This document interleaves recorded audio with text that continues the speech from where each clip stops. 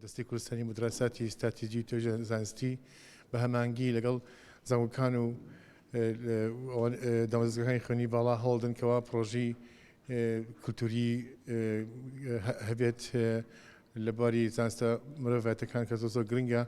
کە پێناسەیەکی نەتەوەییە و کولتور کە پێک دێت لەم وانەی کە باسم کرد زمان مێژ و پێناسی گەلی کووردە و ئەمنی قەومیە و بێڕاستی پارێزرێت و هەروەهاش پەری پێ بدرێت و هەڵبین لەگەڵ دڕی وڵات و لە ناوخۆشە پرۆژەی هاوبەشمان هەبێت بۆ پاراستن و توێژینەوەی بەرزمان هەبێت لەسەر مێژووی کورد و زمانی کوردی.